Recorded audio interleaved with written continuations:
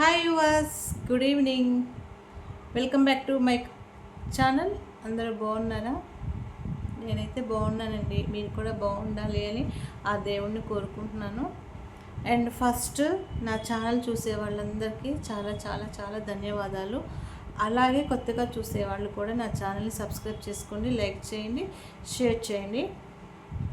ఈరోజు నేను వచ్చిన కంటెంట్ ఆల్రెడీ మీకు అర్థమయ్యే ఉంటుంది. నా థంబ్నెయిల్ చూడంగానే ఏంటి తమ్నైల్ ఏంటి అంటే పుట్టింటి వాళ్ళ బయట వాళ్ళ.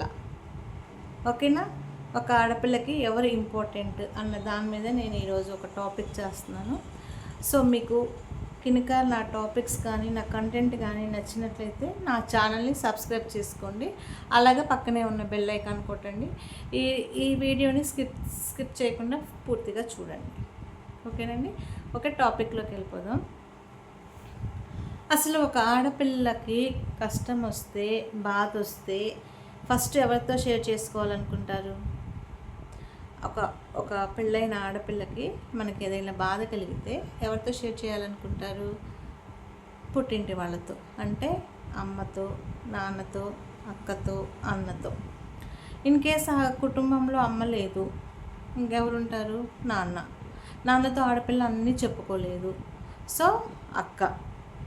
అదే షేర్ చేసుకోవాలనుకుంటే, అదే మనకి పుట్టింటితో సంబంధం ఉండాలి అనుకోండి, ఒక అమ్మతో కానీ, ఒక నాన్న కానీ, ఒక అక్క కానీ, వీళ్ళందరూ రిలేషన్స్ ఉంటాయి. ఆఫ్టర్ మన పేరెంట్స్, మనకంటూ ఒక పుట్టిల్లు ఉండాలి. మన మంచి చెడులకైనా దేనికైనా మనం వెళ్ళాలి, మనం రావాలి అనుకున్నప్పుడు మనకి ఒక తోడబుట్టిన అన్నయ్యో, ఇప్పుడు అక్కున్నా కానీ మన పుట్టింటి కిందకు వస్తుంది.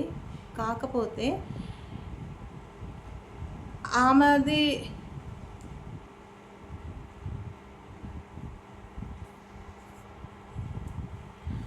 ఆమె లైఫ్ వేరు. ఇప్పుడు నువ్వు ఎలా ఒక ఇంటికి వెళ్ళి కాపురం చేసుకుంటున్నావో ఆ అమ్మాయి కూడా వేరే ఇంటికి వెళ్ళి కాపురం చేసుకుంటుంది. కాబట్టి మనకి మన బాధలు చెప్పుకోవడానికి ఒక తోడబుట్టిన అక్క పనికి వస్తుందేమో, కానీ మనకి జీవితంలో జరిగే మంచి చెడులకి మనకి కావాలి అనుకున్నప్పుడు మనకంటూ ఉండాల్సింది ఎవరు అని అంటే ఒక అమ్మ తర్వాత, అన్న తర్వాత ఉండాల్సింది ఎవరు అని అంటే ఒక అన్న, ఒక వదిన. ఇలా ఉంటే మనకి కూడా కొండంత అన్న ఇదిగా ఉంటుంది. మాకు ఉండేవాడండి ఒక అన్నయ్య, కానీ మా చిన్నప్పుడే మా అక్కకి నాకు ఫస్ట్ మా అన్నయ్య ఉండేవాడు. మా చిన్నప్పుడే యాక్సిడెంట్ అయ్యి చనిపోయాడు. అసలు ఆ విషయం కూడా మాకు తెలియదు, ఎందుకంటే అంత చిన్న పిల్లలం మేము అప్పుడు. ఇప్పుడు మా అమ్మ పోయిన తర్వాత ఇప్పుడు మా నాన్నగారు ఉన్నారు. ఇప్పుడు మా నాన్నగారు తర్వాత మాకు ఇంకెవరున్నారు? అదే మా అన్నయ్య ఉంటుంటే బాగుండేది. మాకు ఒక పుట్టిల్లు, ఎప్పుడైనా వెళ్ళడానికి రావడానికి ఒక ఇల్లు ఉండేది. ఎప్పుడు ఇంకా అక్క వాళ్ళ ఇంటికి, నేను నా ఇంటికి అక్క కాకుండా మాకు కూడా ఒక పుట్టిల్లు ఉండేది అని అనిపించిన సిచ్యువేషన్స్ చాలా చాలా అనిపించాయి. మనసుకు చాలా బాధగా ఉండేది. దేవుడు ఎందుకు మా అన్నయ్యని దూరం చేశాడు, మాకంటూ ఒక పుట్టిల్లు ఉండేది అని అనిపించింది. కానీ అండి, కొంతమంది ఉంటారు ఆడపిల్లలు, ఉన్నా కానీ ఉపయోగించుకొని చేతగాని వాళ్ళు ఉంటారు కొంతమంది. ఇప్పుడు నీ ఇంట్లో ఒక శుభకార్యం జరగని, ఒక చెడు కార్యమే జరగని, నీకు ఫస్ట్ వచ్చి నీకు ఓదార్చేది ఆ పుట్టింటి వాళ్ళే. అందులో మన ఇండియన్ ట్రెడిషన్లో మంచి జరగనివ్వండి, చెడే జరగనివ్వండి, మనకి పెట్టుపోతలేంటి ఏవైనా కానీ,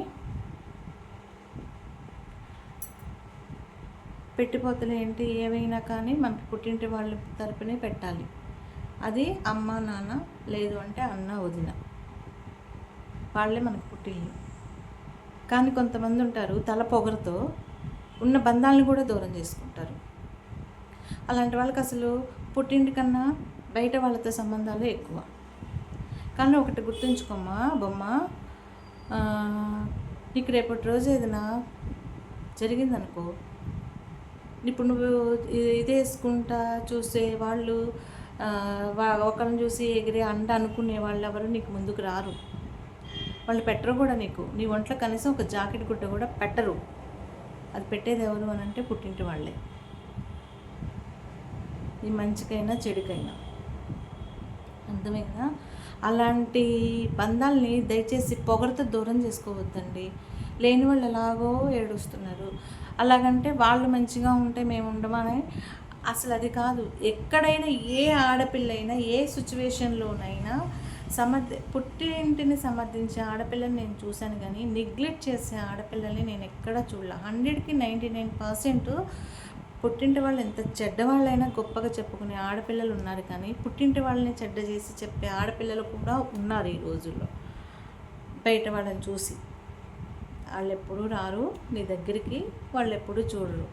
నువ్వు నీ దగ్గర డబ్బు ఉన్నంతసేపు, లేకపోతే నువ్వు మంచిగా ఉన్నంతసేపు కానీ నీ అక్కలు కానీ నీ చెల్లెళ్ళు కానీ ఎవరైనా కానీ నీకంటూ నీ కష్టంలో కానీ నీ సుఖంలో కానీ నీతో పాలు పంచుకోవాలన్నా, నీ దగ్గరికి రావాలి అన్నా అది నీ పుట్టింటి వాళ్ళు, నీ అన్న, నీ వదిన మాత్రమే.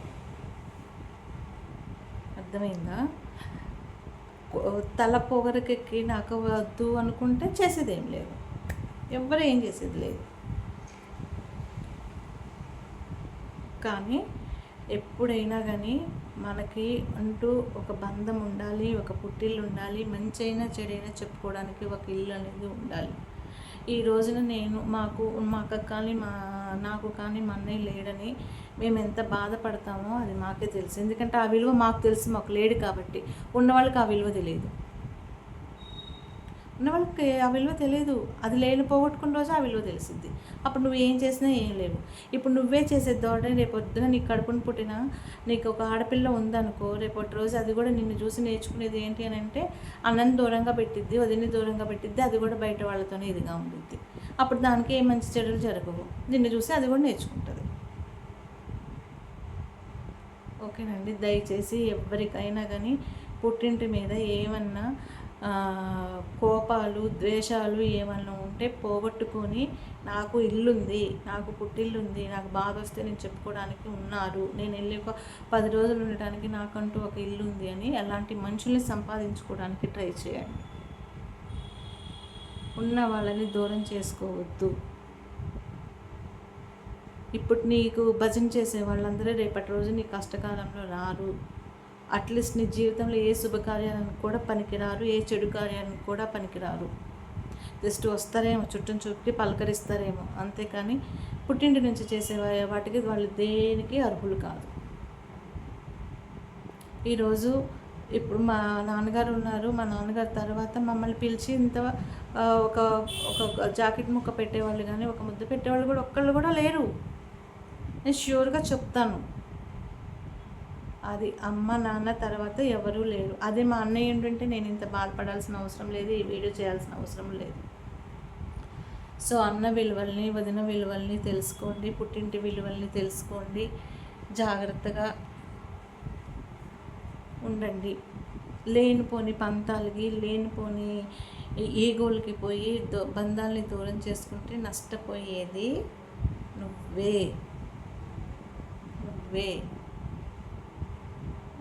అంటే పుట్టింటి వాళ్ళని దూరంగా పెట్టే ప్రతి ఆడపిల్ల నష్టపోయేది. అసలు ఎక్కడన్నా ఉందా? 100కి 99% మంది ఎంత పుట్టింటి వాళ్ళు ఎంత ఇదిగా ఉన్నా కానీ వెనకేసుకొచ్చే ఆడపిల్లలు ఉన్నారు, కానీ కావాలని దూరం చేసుకునే ఆడపిల్లలు నేను ఎక్కడ చూడలేదు అసలు. ఈ బాధ నీకు ఇప్పుడు తెలియదు, నీ పిల్లలు కూడా ఎదిగిన తర్వాత నీ పిల్లలకు కూడా అదే సిచ్యువేషన్ వస్తే, నీ కూతురికి కూడా అదే సిచ్యువేషన్ వచ్చి జరిగినప్పుడు నువ్వు నీ కూతురికి ఇచ్చే మెసేజ్ అదే, నీ బట్టే నీ కూతురు కూడా. అర్థమైందా? సో లేని వాళ్ళకి ఎలాగో లేరు అన్నయ్యలు, ఉన్న వాళ్ళనైనా మంచిగా చూసుకోండి. అన్న లేనిదే వదిన లేదు, వదిన లేనిదే అన్న లేడు. వాళ్ళిద్దరు ఉంటేనే ఇంకా విలువ. అర్థమైందా? నాకు ఒక అన్న వదిన ఉండింటే ఎంత బాగుండేది అనిపిస్తుంది. వాళ్ళకి తగ్గట్టే నేను ఉండేదాన్ని. నా వదినకి తగ్గట్టే నేను ఉండేదాన్ని, నా అన్నకి తగ్గట్టే నేను ఉండేదాన్ని, వాళ్ళకి నచ్చినట్టే నేను ఉండేదాన్ని, నా తల్లిని చూసుకునేదాన్ని, నా వదినలో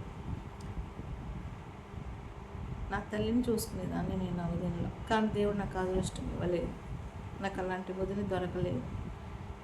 కడుపులో తీసే పెట్టే వదినలు ఉన్నా కానీ వినియోగించుకోలేని మూర్ఖులు ఉన్నారు.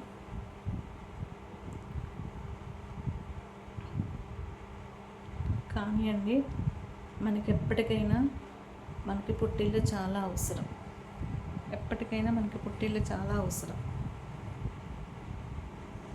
మంచిగా కాచేడికి దేనికైనా చాలా అవసరం. అందుకనే నేను ఈ యొక్క మెసేజ్తో మీ ముందుకు రావాలి అని అనుకున్నాను. ఇదే కాదండి, ఇంకా చాలా ఉన్నాయి. సమాజము ఎలాగా ఉంది, ఎలాగా వెళుతుంది, ఎలాంటి వాళ్ళ కోసం ఎలాంటి వాళ్ళని వదులుకుంటున్నారు, ఇలాంటివన్నీ నేను ఒక్కొక్క వీడియోలో నేను మీ ముందుకు వస్తూనే ఉంటానండి. ఇవన్నీ క్రియేషన్ కాదు, లేకపోతే ఎవరి కల్పితాలు కాదు, లేకపోతే ఇంకొకటి కాదు. ఇవన్నీ జరిగిన యథార్థ సంఘటనలు, కొంతమంది ఫ్యామిలీలో జరిగినవి, జరుగుతున్నవి. ఇవన్నీ వేరే వాళ్ళకి జరగకూడదు, ఇప్పటికైనా వాళ్ళ తప్పులు తెలుసుకోగలుగుతారు అన్న నమ్మకంతోనే నేను ఈ వీడియో చేస్తున్నాను. అలాగే నేను నా మహి కలెక్షన్స్ కూడా చాలా సపోర్ట్ చేయండి. నేను ప్రతిరోజు లైవ్కి వస్తున్నాను, న్యూ కలెక్షన్స్ అన్నీ చూపిస్తున్నాను, మంచి ఆఫర్స్లలో ఇస్తున్నాను. సో మీకు గిన నచ్చినట్లయితే నా వీడియోని లైక్ చేయండి, షేర్ చేయండి, అన్నిటికన్నా ముందు సబ్స్క్రైబ్ చేయండి. ఓకేనా? పక్కనే ఉన్న బెల్ ఐకాన్ కొట్టండి. థ్యాంక్ యూ అండి, థ్యాంక్ యూ సో మచ్.